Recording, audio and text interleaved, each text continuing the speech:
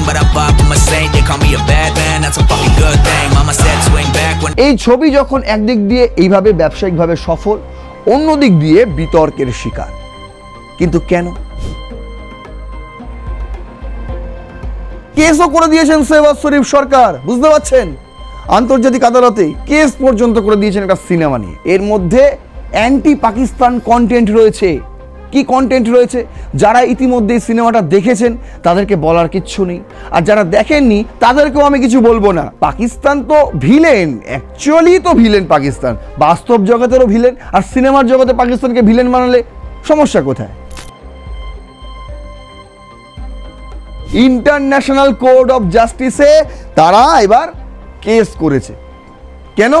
তার কারণ তাদের বক্তব্য হচ্ছে যে এই ধুরন্ধর পাকিস্তানকে খুব ধনী দেখিয়েছে। ধুরন্ধরের জন্য নাকি পাকিস্তান ভার্সেস পাকিস্তান শুরু হয়ে গেছে। কোথায়? পাকিস্তানের ভেতরেই। এই মুহূর্তে সিন্ধের যে ক্ষমতায় রয়েছে যে দল, ভুট্টোদের যে দল, এবং মুত্তাহিদা কওমি মুভমেন্ট MQM, যারা সিন্ধকে স্বাধীন করার জন্য এই মুহূর্তে লড়ে যাচ্ছে, প্রতিদিন তারা সরকারের বিরুদ্ধে আগুন বিক্ষোভ একদম ছারকার করে দিচ্ছে পাকিস্তানকে এই সিন্ধ প্রদেশে। সেই দুটি দলের মধ্যে দীর্ঘদিনের যে রাইভাল, যে লড়াই, সেই লড়াইটাই কিন্তু বাস্তবের ঘটনা। হতাশাজনক আতঙ্কে ভুগছেন এই মুহূর্তে শেহবাজ শরীফ, আসিফ মুনিররা, আর সেই কারণে তারা ইন্টারন্যাশনাল কোর্ট অফ জাস্টিসে গিয়ে একটা কেস ফাইল করে দিয়েছে ধুরন্ধরের মেকার্সদের বিরুদ্ধে।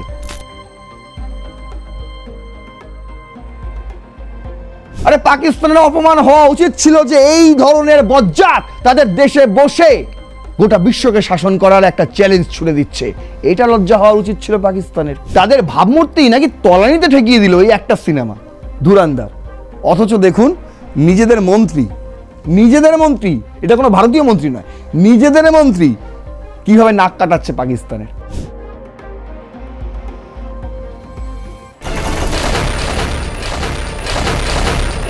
ধুরন্ধর এই মুহূর্তে সবচেয়ে আলোচিত বিষয়।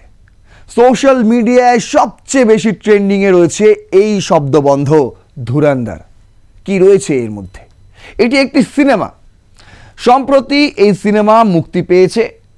রণবীর সিং এবং রয়েছেন অক্ষয় খান্নার মতন সুপারস্টারেরা। আর এই সিনেমা মুক্তি পাওয়ার সঙ্গে সঙ্গেই একদম ভক্তদের মধ্যে ছেয়ে গিয়েছে। প্রত্যেকেই দেখছে এই ছবি। দেশ জুড়ে ইতিমধ্যে 200 কোটি টাকার ব্যবসা করে ফেলেছে। এছাড়াও ওভারসিজ মার্কেটে 100 কোটি টাকার বেশি ইতিমধ্যেই ব্যবসা শেষ। অন্যদিকে নেটফ্লিক্সের কাছে এই ছবি 100 কোটিরও বেশি টাকা দিয়ে বিক্রি করা হচ্ছে। আগামী দিনে আপনারা পেয়ে যাবেন নেটফ্লিক্সে এই ছবি। কিন্তু এই সব বিষয় নিয়ে আমরা আজকে কথা বলবো না। আমরা বলবো যে বিষয় নিয়ে কথা, সেটা হলো ধুরন্ধরের যে বিতর্ক, যে কন্ট্রোভার্সি, সেই দিকটা নিয়ে। এই ছবি যখন একদিক দিয়ে এইভাবে ব্যবসায়িকভাবে সফল, অন্য দিক দিয়ে বিতর্কের শিকার। কিন্তু কেন? বিশেষ করে গালফ দেশগুলিতে বিতর্কের শিকার ধুরন্ধর। কারণ তাদের মতে নাকি ধুরন্ধর সিনেমায় পাকিস্তানকে ডিফেম করা হয়েছে, পাকিস্তানের অপমান করা হয়েছে। আর সেই কারণে একটা এই যে ধুরন্ধরের যে মেকার, তাদের বিরুদ্ধে একটা কেসও করে দিয়েছেন শেহবাজ শরীফ সরকার, বুঝতে পারছেন? আন্তর্জাতিক আদালতে কেস পর্যন্ত করে দিয়েছেন একটা সিনেমা নিয়ে। তাই এই বিষয়টা নিয়ে আজকে আপনাদের সঙ্গে কথা বলতে হচ্ছে, বুঝতে পারছেন? তাহলে চলুন শুরু করা যাক রণক্ষেত্র। আপনাদের সঙ্গে রয়েছে আমি নারায়ণ। আমি আজকে যে বিষয় নিয়ে কথা বলবো ধুরন্ধরের কোন দিকটা, সেই দিকটা হচ্ছে পাকিস্তানি হিপোক্রিসি এক্সপোজড। বুঝতে পারছেন? একদিকে যখন তারা ছবি ব্যান করে দিচ্ছেন, আন্তর্জাতিক আদালতে কেস করছেন, অন্যদিকে তারা বিয়ের মণ্ডপে ওই যে নাচানাচি করে না, আপনারা জানেন সেটাকে কি নাচ বলে, সেই নাচের সঙ্গে ধুরন্ধরের মিউজিক বাজছে। বুঝতে পারছেন কি হিপোক্রিসি? চলুন তাহলে দেখুন কি দেখাচ্ছি। মিন্ট করেছে Dhurandhar blocked in Gulf countries over anti Pakistan content report. নাকি এর মধ্যে অ্যান্টি পাকিস্তান কন্টেন্ট রয়েছে।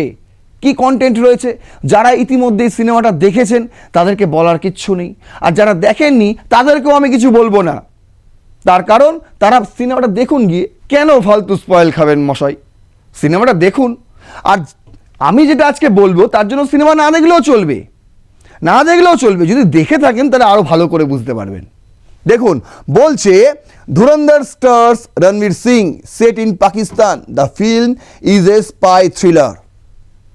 এখানে কিছু একটা বোঝা গেল যে এই যে রণবীর সিং, তার ক্যারেক্টারের নাম হচ্ছে হামজা আলী মাজারি।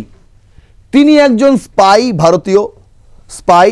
তিনি ঢুকে পড়েছেন পাকিস্তানে, সিন্ধ প্রদেশের করাচিতে, এবং সেখানে যারা রয়েছে ভারত বিরোধী এই ধরনের যারা গ্যাংস্টার এবং প্রশাসনের অন্দরে, তাদেরকে একের পর এক খতম করেছেন তিনি।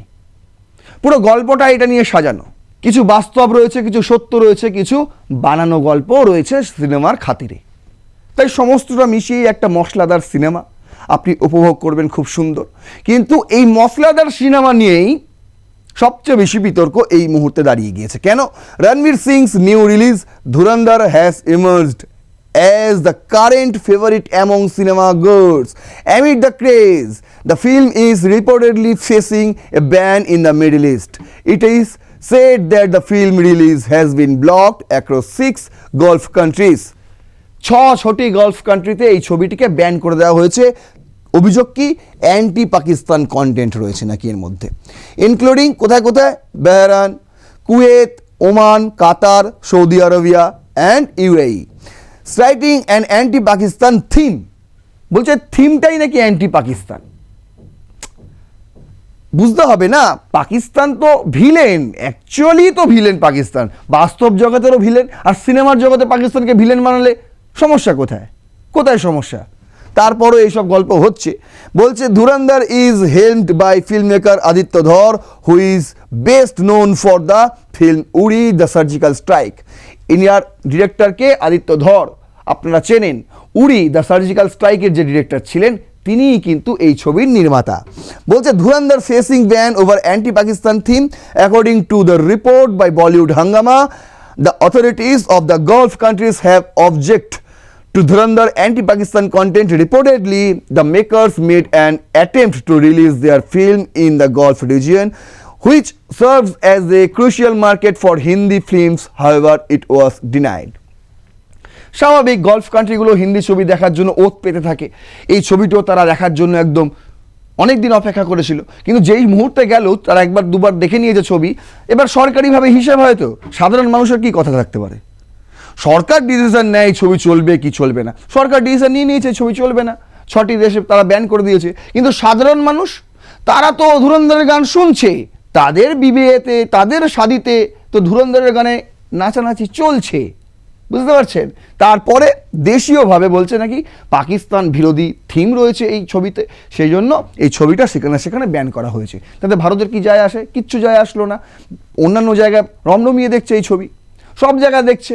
শুধু এই 6টা আরব কান্ট্রি বাদে, গলফ কান্ট্রি বাদে, প্রত্যেকটা জায়গায়, ইউকে থেকে ইউএসএ, ফ্রান্স থেকে জার্মানি, রাশিয়া থেকে চায়না, প্রত্যেকটা জায়গাতেই দেখছে এই ছবি, বুঝতে পারছেন?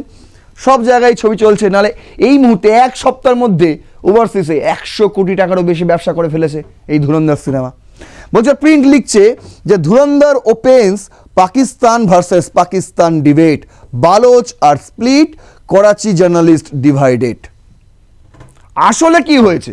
প্রিন্ট এই সুন্দর একটা হেডলাইন করেছে, বুঝতে পেরেছেন? হেডলাইনটাই আমি শুধু রাখতাম, শুধু বোঝানোর জন্য আমি কয়েকটা লাইন রেখেছি। হেডলাইনটার মানেটা আগে বুঝুন। যে ধুরন্ধর বলছে ধুরন্ধরের জন্য নাকি পাকিস্তান ভার্সেস পাকিস্তান শুরু হয়ে গেছে। কোথায়? পাকিস্তানের ভেতরেই। একটা ভারতীয় ছবিকে নিয়ে নিজেদের মধ্যেই মারামারি শুরু হয়ে গিয়েছে। কেন? বালোচ বলছে না এটা আলাদা গল্প, তারা স্প্লিট করছে, তারা ভেঙে যাচ্ছে। আর করাচির জার্নালিস্ট যারা সাংবাদিক রয়েছে তারাও একমত হতে পারছে না, তারাও ভাঙছে, বুঝতে পারছেন? কেউ একমতে আসতে পারছে না। যে বলছে না ধুরন্ধর ঠিক করেছে, একদম বাস্তবের গল্পটাই তো তুলে ধরেছে।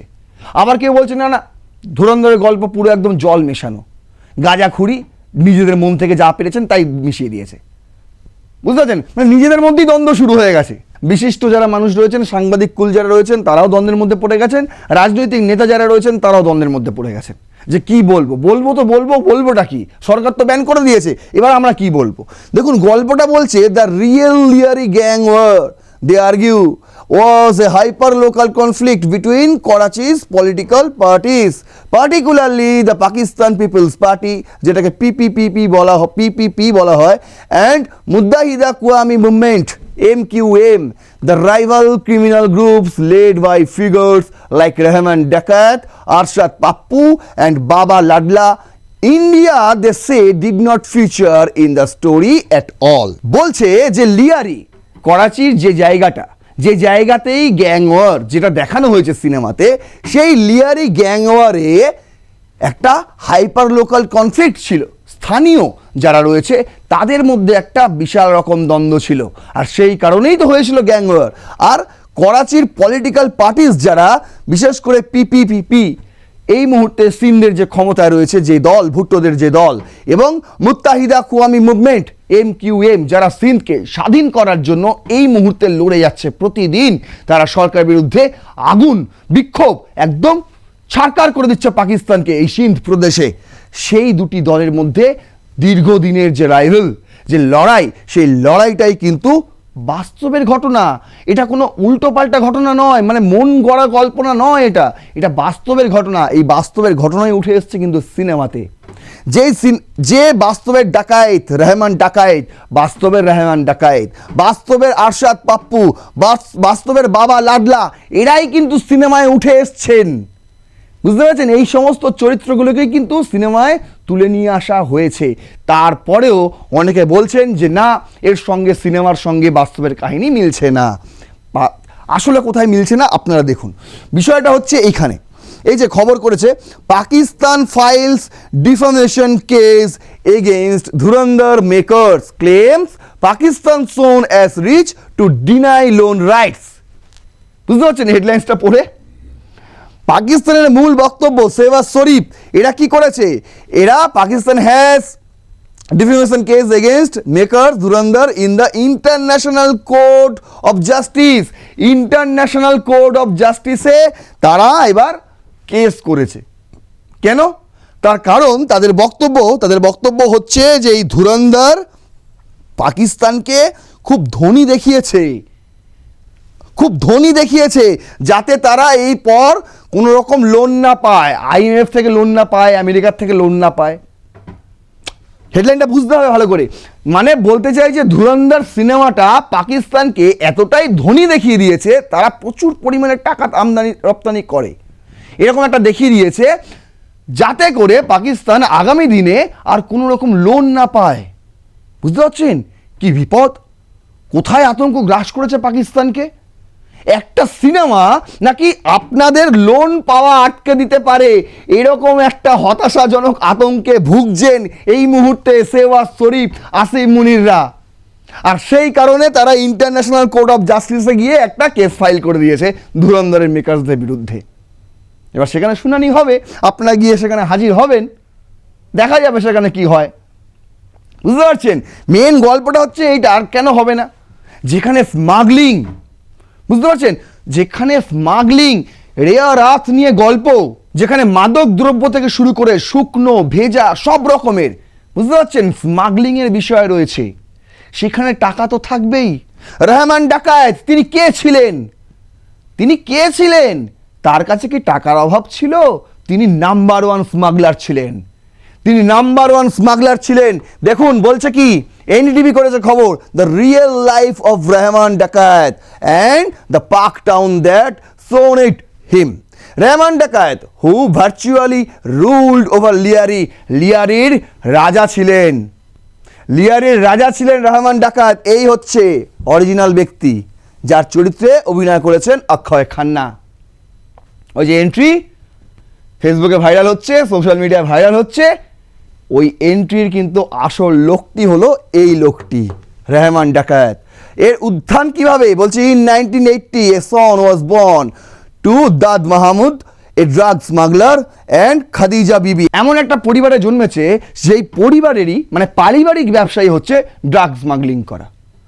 আপনাদের পৈতৃক সম্পত্তি আছে তো, পৈতৃক ব্যবসাও থাকে অনেকের, বুঝতে পারছেন, মানে বাপ দাদার ব্যবসা সে বহন করে নিয়ে যায়, এই ধরনের তো থাকে। তো স্বনামধন্য ব্যক্তি পরিবারে তো থাকে। এইরকম পাকিস্তানেও আছে, তাদেরও পৈতৃক বিজনেস রয়েছে, কিন্তু সেগুলো কি? সেগুলো হচ্ছে ড্রাগ স্মাগলিং। বুঝতে পারছেন? দাদ মাহমুদ তার বাবা ছিল একজন বিশাল বড় ড্রাগ স্মাগলার, এবং তার বউ ছিলেন স্ত্রী খাদিজা বিবি।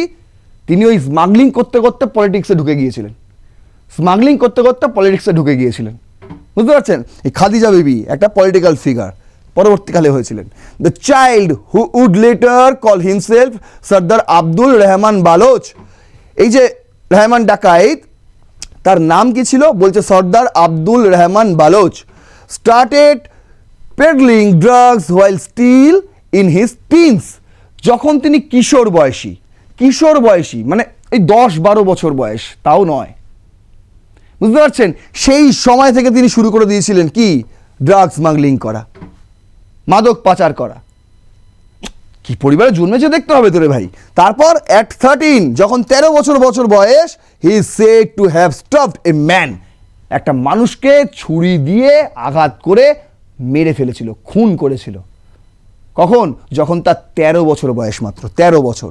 বলছে 2 years later he allegedly murdered his mother। 2 বছর পরে যখন তার 15 বছর বয়স, সে তার নিজের মাকেই খুনের দায়ে জড়িত হয়ে যায়, অভিযুক্ত হয়ে যায়, নিজের মাকে, his own mothers। কেন? তার কারণ হচ্ছে reportedly because his had links to a rival gang. তার কারণ বলছে নাকি এই যে মাদক পাচার করে, তো আমাদের দল রয়েছে, তোদেরও দল রয়েছে, হয় না যেখানে মাদক পাচার হয়, সেই রকম প্রতিদ্বন্দ্বী যে গ্যাং রয়েছে, সেই গ্যাংয়ের সঙ্গে নাকি তার মা ঘনিষ্ঠ হয়ে গেছিল। কি করবে বিচারি? তিনি তো রাজনীতি করেন, তাকে তো সবাইকে সঙ্গে রাখতে হবে, ছেলের গ্যাংকেও সঙ্গে রাখতে হবে, ছেলের বিপরীতে যে গ্যাং রয়েছে তাকেও সঙ্গে রাখতে হবে। এই সঙ্গে রাখতে গিয়ে তিনি ছেলের কাছেই খুন হয়ে গেলেন, এরকম একটা ব্যাপার, বুঝতে পারছেন? এই যে এত সুন্দর স্বনামধন্য একটা বংশ, আর সেই বংশকে যখন সিনেমায় তুলে ধরা হচ্ছে, তখন কি হবে? পুজো করা হবে? আপনার যে কর্মকাণ্ড, সেই কর্মকাণ্ডই তো দেখানো হবে রে ভাই। বানিয়ে কি ভালো কিছু দেখানো হবে? এরকম কিছু দেখানো হবে যে আপনারা খুব ভালো, এরকম কিছু দেখানো হবে? এটা তো এক্সপেক্টও করা যায় না। আর এটা তো বলিউড অনেক দিন আগে থেকেই দূরদৃষ্টি সম্পন্ন। যে সময় এরকম একটা মানে সিনেমায় আগে কি হতো? একটা নাটক হতো, সামাজিক গল্প দেখাতো। এই রাইভেলি কবে থেকে শুরু হলো? একটা নায়ক, একটা ভিলেন, এই যে বিষয়টা, এটা তো খানিক পরে এসছে, তাই না? শুরু থেকে আসেনি। শোলে মনে আছে? শোলেতে আমাদের ভিলেন কোথায় থাকতো? একটা পাড়া গায়ে, পাহাড়ের ওপরে অজপাড়া গায়ে।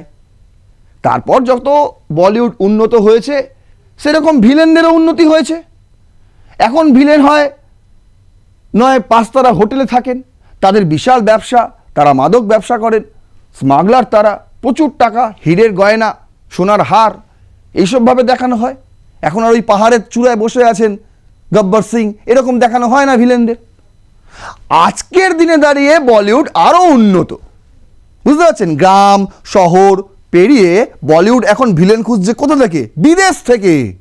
আরে পাকিস্তানের মতন দেশ থাকতে ভিলেনের অভাব, বুঝতে পারছেন? পাকিস্তান তো এমনিই ভিলেন, তাদেরকে কেন ভিলেন সাজানো হয়েছে, সেটাই তাদের সবচেয়ে বড় সমস্যা। আর টাকা থাকবেন এর কাছে। দেখুন, ধুরন্ধর ফেম বলছে, India.com লিখেছে, real life Rahman Dakait save former Pakistani PM Benazir Bhutto's life several times. একাধিক সময় বেনজির ভুট্টোর জীবন তিনি বাঁচিয়েছিলেন। এই রহমান ডাকায়েত পিপিপির সঙ্গে যুক্ত ছিল। বেনজির ভুট্টোর বাবার সঙ্গেও তার খুব ভালো সম্পর্ক ছিল, এবং পরবর্তী ক্ষেত্রে দেখা যায় বেনজির ভুট্টো একাধিক সময়ে নাকি একাধিক ঘটনা থেকে বেনজির ভুট্টোকে প্রাণে বাঁচিয়েছিল এই লোকটি। এর টাকার অভাব, ড্রাগ স্মাগলার, পলিটিশিয়ানদের তিনি নিয়ন্ত্রণ করছেন, এনার টাকার অভাব হতে পারে কখনো? তাহলে তাকে সেইভাবে যদি দেখায় বলিউড, তাহলে এটা পাকিস্তানের অপমান। আরে পাকিস্তানের অপমান হওয়া উচিত ছিল যে এই ধরনের বজ্জাত তাদের দেশে বসে গোটা বিশ্বকে শাসন করার একটা চ্যালেঞ্জ ছুড়ে দিচ্ছে। এটা লজ্জা হওয়া উচিত ছিল পাকিস্তানের। না, তার ঘটনা যখন বলিউড দেখাচ্ছে, সেটা তার লজ্জা হওয়া উচিত নয়। তার তো প্রেস্টিজ পাংচার হয়ে যাওয়ার কথা যে তারা এই বিষয়টাকে আগে গুরুত্ব দেয়নি। পাকিস্তানেরই উচিত ছিল বলিউডের আগে এই ধরনের ঘটনা নিয়ে একটা সিনেমা বানানো, অন্তত দেশের মানুষদের জানানো যে দেখুন করাচিতে এই ধরনের গল্প চলতো, আজ আমরা এসে ঠিক করে দিয়েছি, স্থির হয়ে গেছে। তারা বলতে পারছে না, তার কারণ এই ধরনের অচলাবস্থা এখনও চলছে। শুধু করাচিতে নয়, আগে শুধু করাচিতে হতো, এখন গোটা সিন্ধু জুড়ে চলছে, গোটা সিন্ধু জুড়ে চলছে। MQM তারা দীর্ঘশ্বাস নিয়ে নিয়েছে যে শেষ দেখে ছাড়ব। যতদিন না সিন্ধ স্বাধীন হচ্ছে ততদিন সিন্ধে আগুন চলবে বলছে। দেখুন একটা সম্প্রতি খবর, যেখানে পাকিস্তানের এত অপমান, বিশাল অপমান হয়েছে। একটা ধুরন্ধর সিনেমা তাদের একদম অপমান করে ছেড়ে দিয়েছে, ডিফেম করে ছেড়ে দিয়েছে, আর মুখ দেখাতে পারছে না বিশ্বের কাছে পাকিস্তান। ছি ছি ছি ছি, কি লজ্জাই না কি লজ্জা। তাহলে এটা লজ্জা নয়? দেখুন দ্য ফ্রি প্রেস জার্নাল লিখছে, major embarrassment for Mohsin Naqvi. মনে আছে এই লোকটাকে? মহসিন নকভি, ACC চেয়ারম্যান, ওই যে এশিয়া কাপ নিয়ে পালিয়ে গিয়েছিলেন যিনি, এই সেই চোরটা। এবার তার কি হয়েছে বলছে, বিশাল এম্বারেসমেন্টে পড়ে গিয়েছেন। কেন? Pakistan ministers car searched by police in London. লন্ডনে এই যে পাকিস্তানের মিনিস্টার মহসিন নকভি, তার এই গাড়ি দাঁড় করিয়ে সার্চিং চলেছে। বুঝতে পারছেন কত অপমান, কত অপমান। একটা ধুরন্ধর সিনেমা তাদের নাকি একদম শেষ করে দিল, তাদের ভাবমূর্তি নাকি তলানিতে ঠেকিয়ে দিল এই একটা সিনেমা ধুরন্ধর। অথচ দেখুন নিজেদের মন্ত্রী, এটা কোনো ভারতীয় মন্ত্রী নয়, নিজেদের মন্ত্রী কিভাবে নাক কাটাচ্ছে পাকিস্তানের। আরে পাকিস্তানের কাউকে বিশ্বাস করে না কেউ, কাউকে না। মনে আছে তো বিমানবন্দরে পাকিস্তানের প্রধানমন্ত্রীর প্যান্ট খুলে দেখা হয়েছিল, ভেতরে বোম আছে কি না আছে, প্যান্ট খুলে। তোমরা দেখেছো না পেহেলগামে? তার অনেক দিন আগে এই ঘটনা ঘটে গিয়েছিল। এবার দেখুন কি হচ্ছে, এখন রাস্তায় দাঁড় করিয়ে, লন্ডনের রাস্তায় পাকিস্তানের মন্ত্রীকে দাঁড় করিয়ে সার্চিং চলছে। কেন? নেটিজেন্স রিয়্যাক্ট করেছে।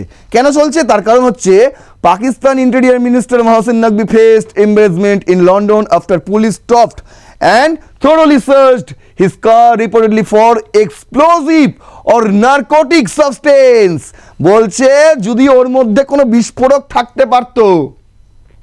লন্ডন পুলিশের আশঙ্কা যে এই গাড়ির মধ্যে বিস্ফোরক ছিল অথবা এই গাড়ির মধ্যে কোনো মাদক দ্রব্য ছিল, সেই কারণে সার্চ করেছে। বুঝতে পারছেন এই জিনিসগুলো কখন হয়? যখন পুরোপুরি বিশ্বাস উঠে যায়। পাকিস্তানকে বিশ্বের এখন কোনো দেশ বিশ্বাস করে না।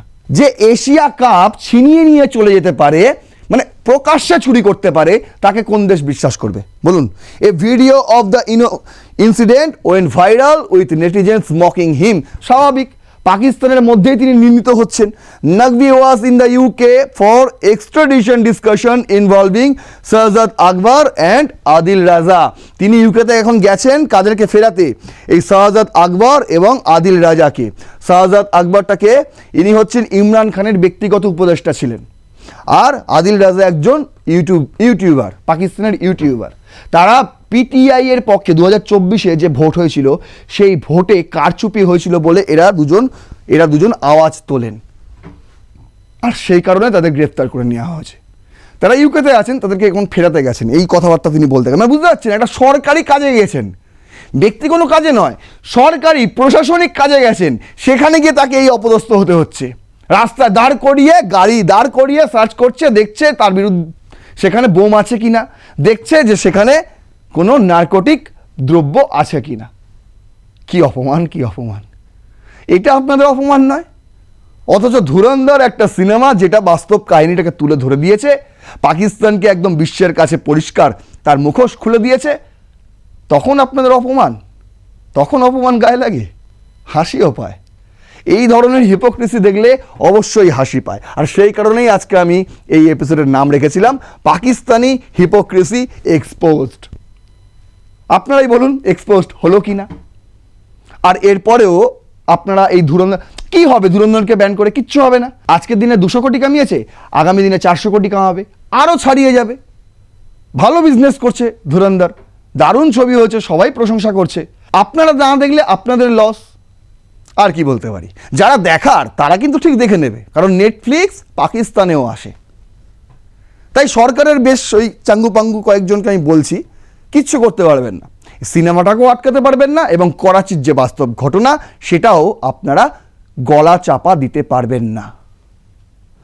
আমার এই ভিডিওটি যারা দেখলেন তারা অবশ্যই ভিডিওটি শেয়ার করবেন, কারণ ধুরন্ধর নিয়ে যে বিতর্ক শুরু হয়েছে সেই বিতর্ক আপনাদের সামনে পুরোটা খোলসা করে দিলাম। এরপরে আর কোনো প্রশ্ন থাকলে অবশ্যই করুন, কমেন্টে লিখুন এবং মতামত থাকলে অবশ্যই জানান। লাইক করুন ভিডিওটি, দেখতে থাকুন রণক্ষেত্র। জয় হিন্দ, বন্দে মাতরম।